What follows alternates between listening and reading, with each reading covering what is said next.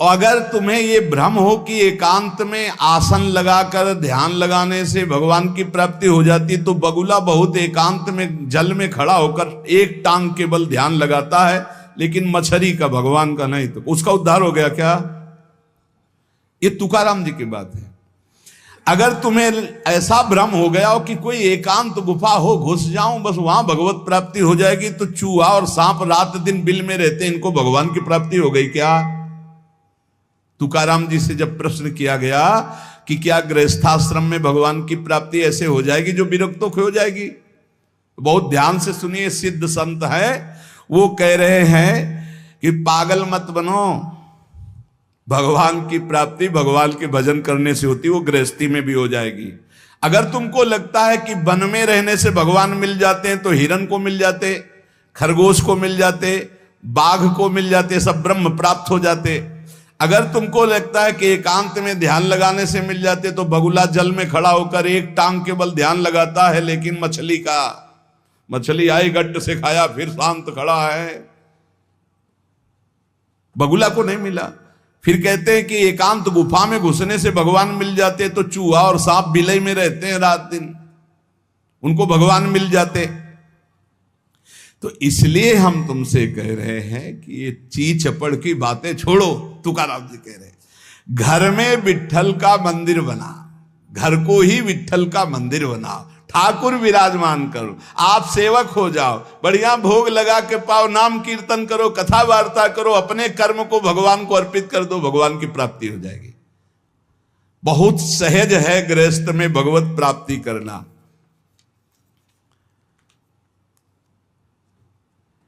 हम तुमसे पूछते हैं, जो लोग सोचते हैं अन्न नहीं खाएंगे तो भगवान की प्राप्ति हो जाएगी, तो कितने ऐसे जीव हैं हमारी प्रकृति में? तुकाराम जी कह रहे हैं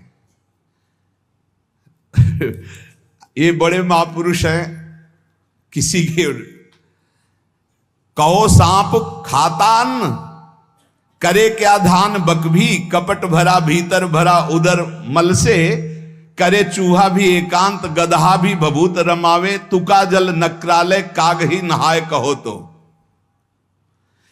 क्या अन्न न खाने से भगवान मिल जाएंगे?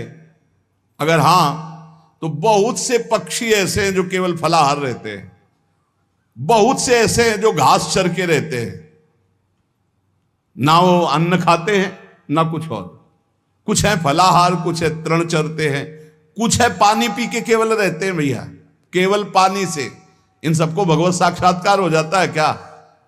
केवल पानी से रह रहे तो भगवत साक्षात्कार हो जाएगा, केवल फलाहार रहे तो उनको भगवत साक्षात्कार हो जाएगा।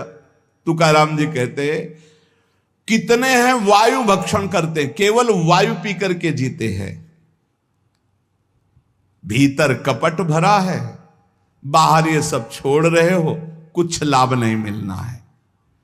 चूहा बिल में एकांत में रहता है, भगवत प्राप्ति हो गई। गदहा खूब धूल में ऐसे लौटता, धूल लगाने से तो क्या उसे भगवत प्राप्ति हो गई,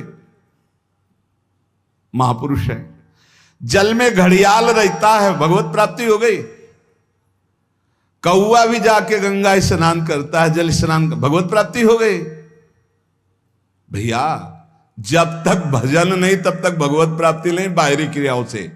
तुकाराम जी कह रहे हैं तुम्हारे हृदय में बुराई भरी हुई है और बाहर से साधु का भेष बनाए हो, तो तुम्हें भगवत प्राप्ति हो जाएगी।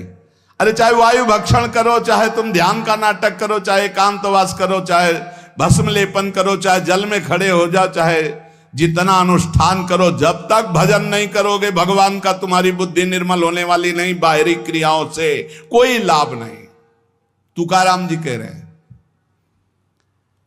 भक्ति मुक्ति दिलाने वाली है समस्त भव बंधनों से। रात दिन अपने प्रभु का नाम जप कर रहे, चिंतन कर रहे।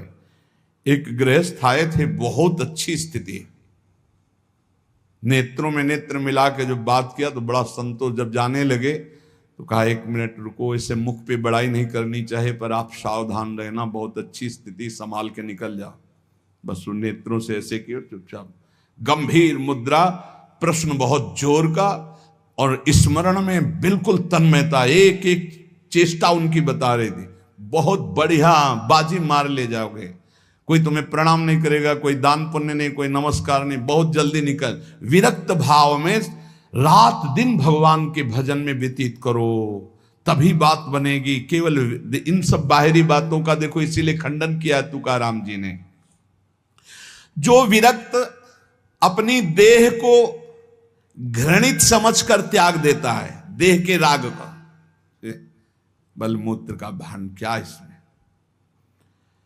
वो महासुख को प्राप्त होता है। इससे ज्यादा प्यार करने की जरूरत नहीं है।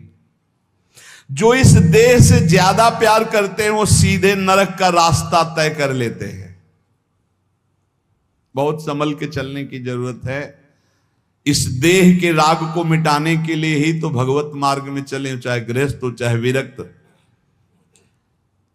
तुम अपना स्वभाव बनाओ आत्म कल्याण के लिए। शरीर को ज्यादा सुख दोगे, ज्यादा सुख भोगोगे तो नरक का रास्ता पुष्ट कर देगा। और शरीर का त्याग भी नहीं करना है कि मतलब, क्योंकि शरीर के बिना भजन नहीं होगा, शरीर के बिना साधना नहीं होगी। तो उचित खिलाओ पिलाओ, उचित विश्राम और खूब भजन और सतमार्ग की चेष्टाओं की। इसको इतना भजन कराओ कि इसका भाव ही नष्ट हो जाए कि मैं शरीर हूं। तुकाराम जी कहते इसमें संदेह नहीं। वैराग्य की बातें करने से वैरागी नहीं हो जाता। जब सुंदर सुंदर भोग, सुंदर सुंदर रूपवान भोग शरीर के सामने उपस्थित और भोगने की इच्छा ना हो, उसका नाम वैराग्य है। बातें करने वाले वैराग्य की तो करते रहते हो, जब सामने प्रश्न आता है तो उत्तर नहीं दे पाते, अर्थात भोग आता है तो उन्हीं में लिप्त हो जाते, उन्हें वैरागी नहीं कहते। इसीलिए हम कह रहे हैं कि अपने मुख से नाम नाम नाम, निरंतर नाम जप करो। यदि मुख नहीं नाम जप रहा तो ये जिह्वा टुकड़ा है मांस का, और मुख जो है मांस का एक कुंड मात्र है। नाम जप करो, सदगुरु प्रदत्त नाम जप करो। तुका कह रहा है सदगुरु की महिमा। सदगुरु कोई मनुष्य नहीं है। चितनासी न लगे बेल काहीं, तया न लगे मूल, वाचे सदा सर्वकाल राम कृष्ण हरि गोविंद। गुरुदेव ने जो नाम दिया है वो कोई मनुष्य नहीं, वो साक्षात राम कृष्ण हरि ही है। बंदो गुरुपद कंज कृपा सिंधु नर रूप हरि। उन्होंने चिंतन के लिए तुम्हें जो दिया है, सारा समय उस चिंतन में लगा दो। अमूल्य है तुम्हारा जीवन। हर समय राम कृष्ण हरि गोविंद नाम जिह्वा पर बना रहे। चिंतन नासी न लगे बेल सर्वकाल करावे। चिंतन के लिए कोई समय नहीं है ऐसा कि हम नहा धो के फिर चिंतन करेंगे। अगर शौचालय में ही मृत्यु हो गई तो हर समय नाम जप, हर समय नाम जप। सदा राम कृष्ण हरि गोविंद का चिंतन करो। एक सत्य सार यही है, ना फलाहार रहने से, ना जल पीने से, ना वायु भक्षण से, ना इन सब बाहरी बातों से भगवत प्राप्ति नहीं होती। भगवत प्राप्ति होती सदैव भगवत चिंतन करने से, नाम चिंतन करने से। भगवान नाम कीर्तन भगवान की प्रसन्नता के लिए, भगवत कथा भगवत प्रसन्नता के लिए। तुकाराम जी कहते हैं गीता है, श्रीमद् भागवत है, ये भगवान की प्राप्ति के लिए चर्चा हो रही है। जो भगवत प्रसाद रूप मिल जाता है उससे जीवन यापन का, जब तक जीवन है हमें हर समय भगवान नाम जब, भगवत कथा, भगवत भक्तों का संग, यही करना है। प्रभु के नाम की महिमा प्रभु ही समझ सकते हैं, दूसरा कोई नहीं समझ सकता। या प्रभु समझा दे पुरुषोत्तम तो समझ पावे। कर्म के फेर में पड़ा हुआ जीव अगर अट्टहास करके नाम पुकारने लगे तो कर्म बंधन नष्ट हो जाए। राधा राधा राधा जोर से चीख चीख कर, तो बोले कर्म बंधन विध्वंस होते हैं। जितने के कानों में नाम पड़ेगा सबका मंगल होता चला जाएगा। तुकाराम जी कहते जो मैं कह रहा हूं उसे सुनो। मैंने इसलिए कहा कि आप नाम को और कथा को बेचो मत, क्योंकि ये रहस्य की बात है। इससे श्री कृष्ण अधीन हो जाते हैं। विठोबा का नाम, विठोबा की कथा विठोबा को अधीन कर लेते हैं। महापुरुषों के वचन समझने हैं। जैसे सत स्त्री के अधीन उसका पति हो जाता है, उसके आचरण, उसका व्यवहार अपने पति को अधीन कर ले, ऐसे सद्भक्त भगवान को अधीन कर लेते हैं। यहां तुकाराम जी भगवान की अधीनता के लिए कह रहे हैं, तुम अपने परमार्थ को खो मत।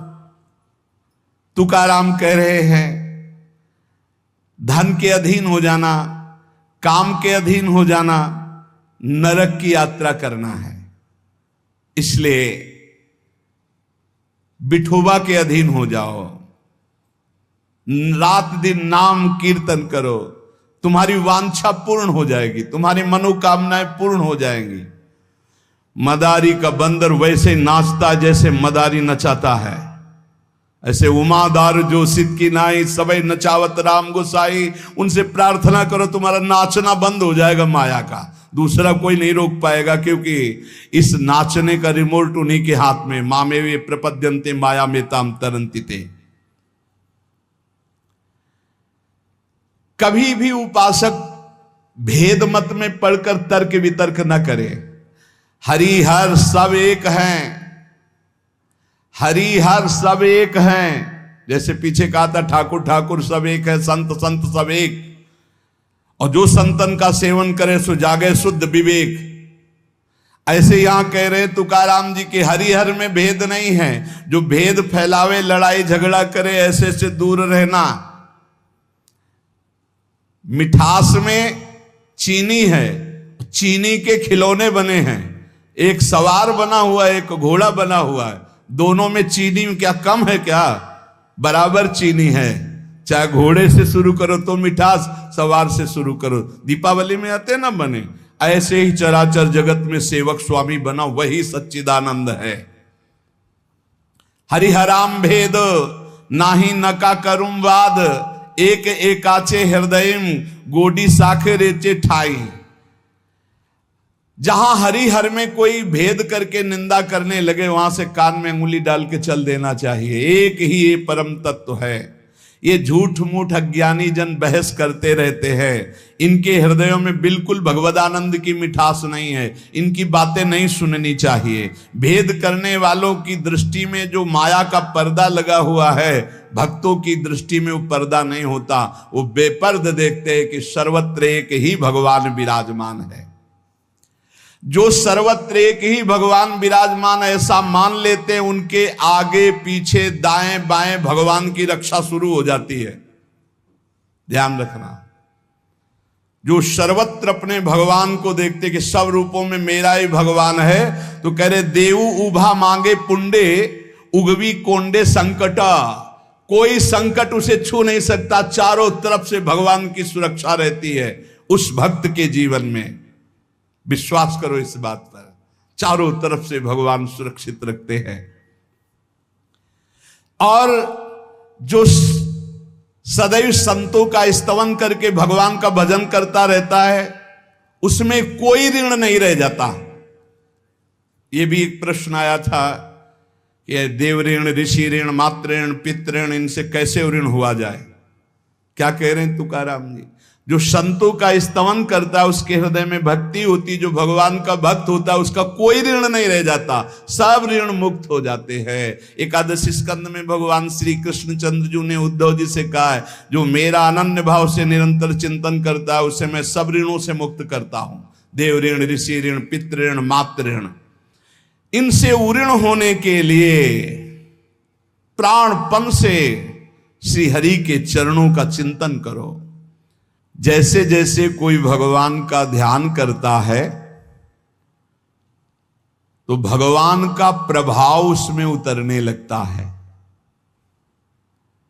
चाहे वो सगुण चाहे निर्गुण, जैसा चाहे वैसा साक्षात्कार कर लेता है। ये बहुत बड़े महापुरुष के वचन हैं, बहुत ध्यान से सुनो, पकड़ो। तुम्हें किसी के आगे घिघियाने की जरूरत नहीं, भगवान का स्मरण करने की जरूरत है, भगवान का ध्यान करने की जरूरत है।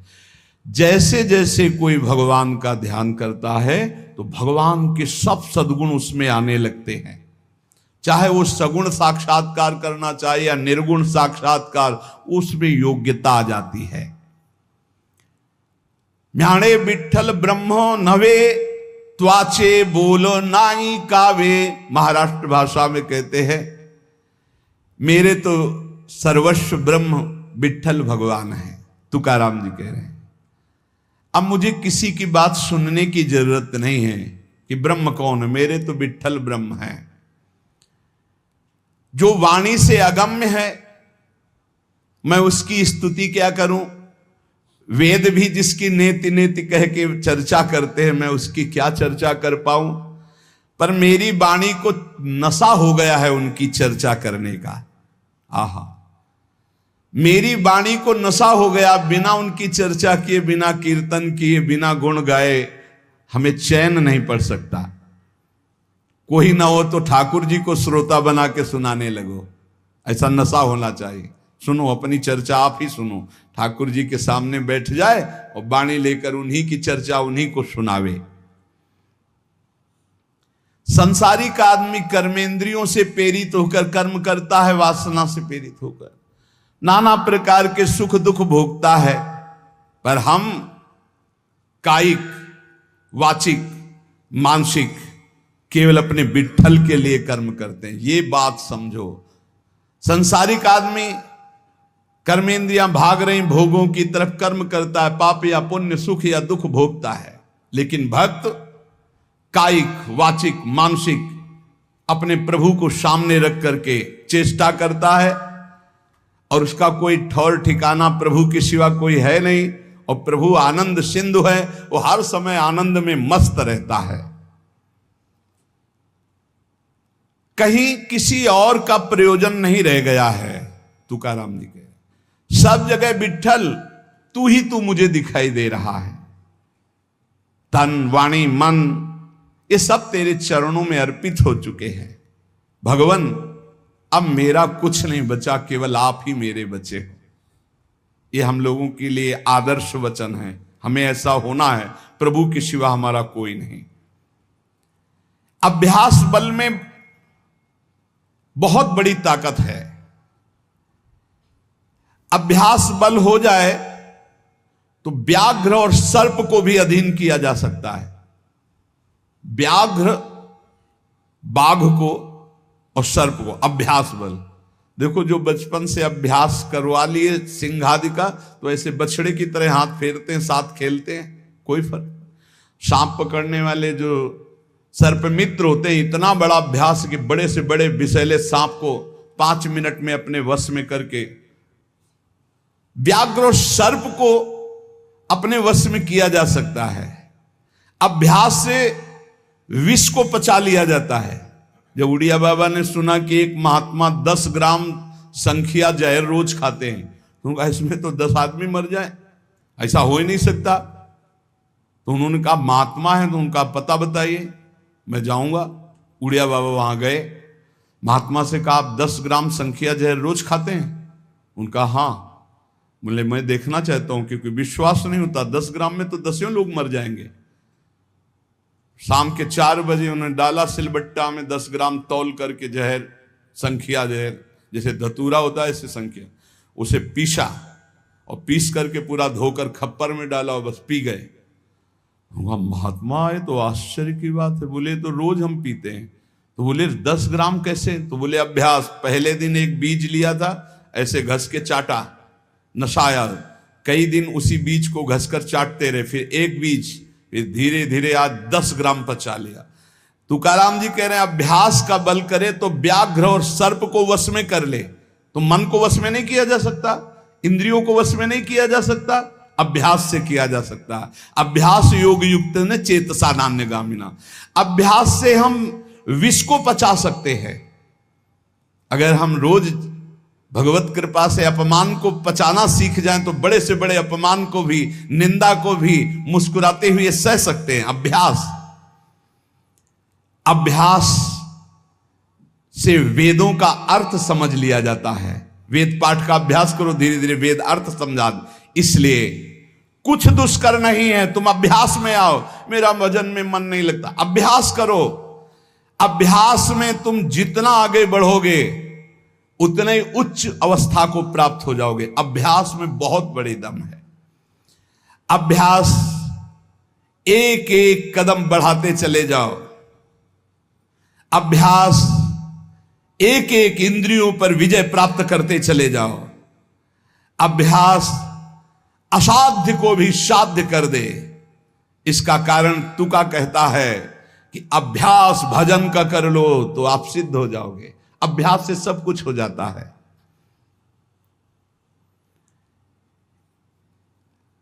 संत जब घर आते हैं तभी दशहरा और दिवाली माननी चाहिए, जो भगवत प्रेमी महात्मा है। बहुत बड़ा प्रभाव है, इसीलिए उस प्रभाव का दुरुपयोग असाधु जन कर बैठते हैं।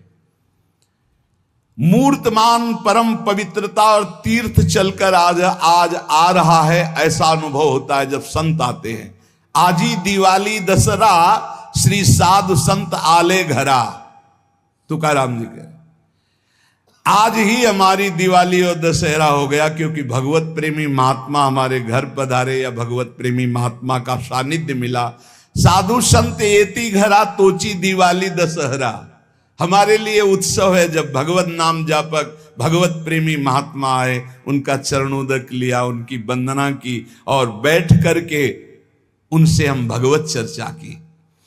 ऐसे जो भक्तजन हैं उनके संग का परिणाम क्या होता है कि भगवत साक्षात्कार के लिए छटपटाहट पैदा हो जाती है। जैसे जल से मछली को निकालो तो विकल होकर तड़पने लगती है। जीवना वेगली मासूली तुका तैसा तलमली। जैसे जीवन के लिए मछली जल के लिए तड़पने लगती है, बाहर हटा दो, ऐसे सत्संगी का जीवन तड़पने लगता है भगवान की प्राप्ति के लिए। तभी माना जाएगा सत्संग हुआ है। सत्संग का ये फल है। बड़े भाग पाइप सत्संगा, बिना प्रयास होई भवभंगा। संत आधि देवा मग। अगर एक तरफ बड़े बड़े देवता खड़े हो, एक तरफ संत खड़े हो, तो पहले आराधना किसकी करनी चाहिए? तो बोले देव सरावे परते संत पूजावे आरते। पहले संत सेवा, बाद में देव पूजा। जैसे लब्ध्वा जन्म मर प्रार्थ्यम मानुष्यम, ये मनुष्य जन्म जो प्राप्त हुआ है इसकी सार्थकता भगवत प्राप्ति है। देव आराधन से नहीं होगी, ये संत आराधन से होगी, जो भगवत प्रेमी महात्मा है। नरदेह का ऐसा ऊंचा स्थान है कि इससे ब्रह्म सायुज्य प्राप्त कर सकते हो, जो अत्यंत कठिन है। नरदेह की स्तुति बड़े बड़े देवता करते हैं, इसलिए तुम्हें वही नरदेह प्राप्त हो गया है। तुकाराम जी कह रहे हैं तुम सच्चिदानंद पदवी को प्राप्त करने के लिए सच्चिदानंद में डूबे हुए किसी संत महात्मा के मिलन की आकांक्षा करो। भगवान से प्रार्थना करो कि मुझे अपने प्रेमी संत का सानिध्य दे दो। उनकी कृपा दृष्टि से आपका मार्ग खुल जाएगा सायुज्य मोक्ष का। इस लोक को देखो, लोगों की क्या दुर्दशा है। देह मिलने पर भी क्या धन्य हो रहे हैं क्या? नहीं। तो जो विट्ठल के दास हुए वही धन्य हुए। जो विट्ठल विट्ठल ऐसे कहते आयु व्यतीत कर रहे हैं, वही सच्चिदानंद पदवी को प्राप्त होते हैं। तुका कहता है मानव जीवन में तू भजन कर ले, बिना भजन के कुछ सार्थक नहीं जीवन। देखो ना भगवान कितना प्यार करते हैं। रीछ बानर कौन सी पवित्रता धारण करते हैं,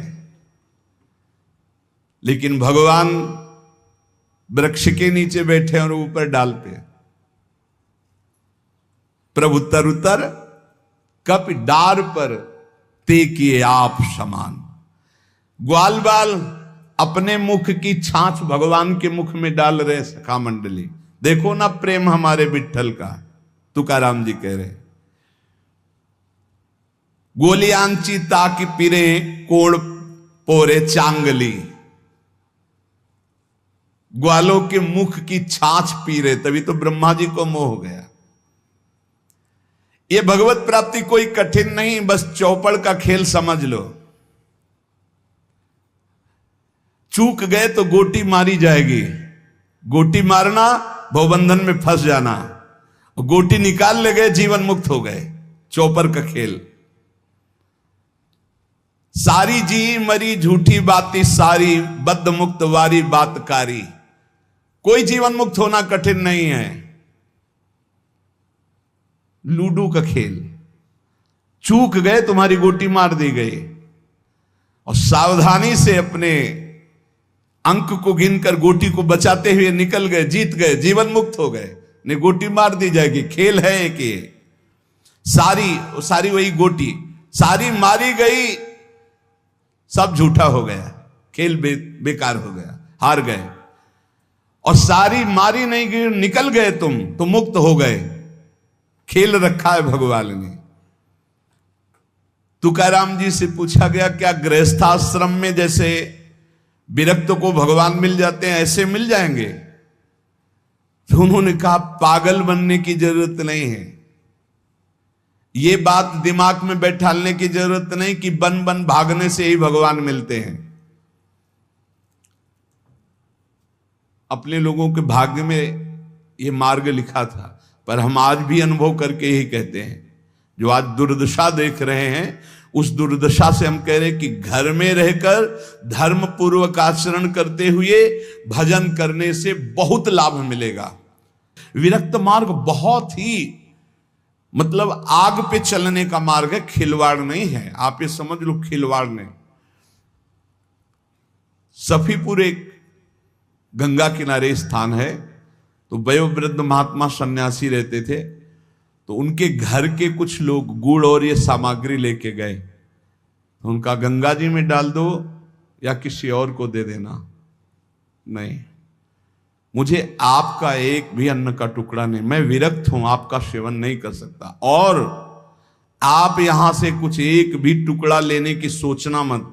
आप ऐसे खरे स्वभाव वाले संतों को देखा कि अपने विरक्त मार्ग के पंथ के जो नियम हैं वो बड़े कट्टर भाव से निर्वाह करने वाले।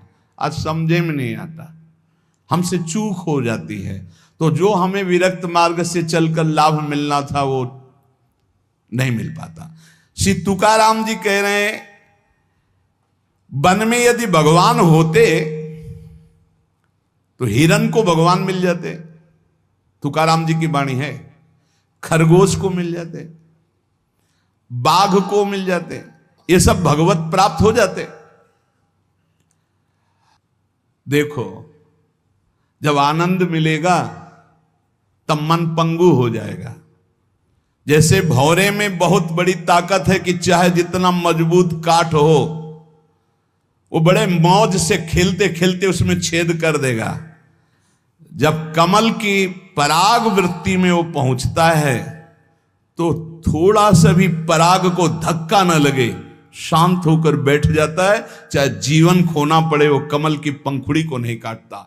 ऐसे उदाहरण दे रहे, ऐसे ही तुम्हारा मन तब तक उद्दंडता करता रहेगा जब तक भगवत सुख नहीं मिलेगा। और जिस दिन इसे आनंद मिला, भगवद आनंद, ये बैठ जाएगा, इसका अस्तित्व खत्म हो जाएगा, ये बैठ जाए। निज सुख बिन मन होई कि थीरा, बिना आत्मानंद का अनुभव मिले मन स्थिर नहीं होगा, शांत नहीं होगा, विश्राम नहीं पाएगा।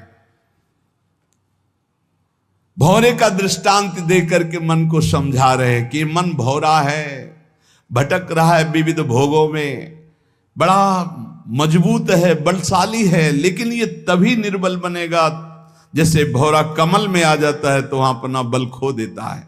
ऐसे ही श्री हरि चरणारविंद, हरि नाम, भगवद आश्रय, भगवत भक्ति, इसी में मन आनंद को प्राप्त होगा। तो आपको कहीं भागने की जरूरत नहीं। आपने सुना कि जंगल में भागने से क्या होगा, जल पीने से क्या होगा, फलाहार रहने से क्या। शांति से अपने घर को ठाकुर जी का मंदिर मान लो, खूब नाम कीर्तन करो, भगवत चर्चा करो, भगवान का सुमिरन करते हुए जीवन व्यतीत करो। इधर भी सुखी, परलोक में भी सुखी। किसी से आशीर्वाद मांगने की जरूरत नहीं, दौड़ने भागने की जरूरत नहीं, हाहाकार मचाने की जरूरत। ये बहुत आनंद का जीवन है मानव दे। बस सुलझ जाओ, शांत हो जाओ, जहां तुम हो वहीं सब ठीक है। जो मिल जाए, रूखा सूखा फल है, अन्न है, जल है, जो मिल जाए प्राण पोषण करो, भगवान का चिंतन करो, सद आचरण करो, बड़ा आनंद में जीवन होगा। लेकिन आनंद से जीने के लिए असद आचरण करते हो, पापाचरण करते हो, आनंद की खोज में। कहां पापाचरण में आनंद है? इसलिए सद आचरण में आ जाओ, भगवद आश्रित हो जाओ, खूब नाम जप करो। भगवान मंगल भवन है, इस गेम से निकाल देंगे। बहुत बड़ा एक गेम है, बहुत बड़ा गेम है। जीतते जीतते हार जाओ, हारते हारते जीत जाओ। तो हम तो जीत गए। नागरी दास ही जन्म जितायो, बलिहारी बलिहारी हमारी सबही बात सुधारी। कृपा करी श्री कुंज बिहारी, और श्री कुंज बिहारी हमारी सबही बात सुधारी। राख्यो अपने वृंदावन में, बस खास बात बल गई। नहीं, आप क्या समझते हो? हाहाकार मचा हुआ, तांडव मचा हुआ है माया का। ये तो धाम है, इसके प्रभाव से आप बिल्कुल शांत आनंदमय हो। धूल भरी आंधी दूर से निकल रही। नहीं तो आप संसार में देखो, सतोगुण रजोगुण तमोगुण 3 गुण है। सतोगुण तो कहीं कहीं नहीं, रजो और तमो की तांडव वृत्ति मची हुई है। जहां कहीं भगवत चर्चा, भगवत नाम कीर्तन, भगवत गुण, बहुत विक्षेप माया डालती है। इसलिए खूब नाम जप करो, इसी जन्म में भगवत प्राप्ति कर लो, दोबारा इस कलयुग में जन्म ना हो। पक्का ऐसा भजन करो कि आगे अब देखते जाओ। अरे भाई, बड़ा आश्चर्यमय समय, बड़ा आश्चर्यमय समय है। अभी तो कुछ है नहीं, अभी तो बबुआ है कलयुग, घुटने के बल चल रहा है। थोड़ा खड़ा होने दो, फिर ताल ठोकने दो। 4,32,000, अभी तो 32,000 नहीं पूरे हुए, थोड़ा 1,00,000 1,50,000 पूरे होने दो, फिर इसका है, उसका अपना राज्य है। इसलिए कलयुग के दोषों से बचने के लिए, माया के प्रभाव से मुक्त होने के लिए, समस्त दुखों का नाश करने के लिए समर्थ है भगवान नाम। खूब नाम जप करो, नाम कीर्तन करो, भगवत चर्चा करो, इसके सिवा कोई उपाय नहीं है।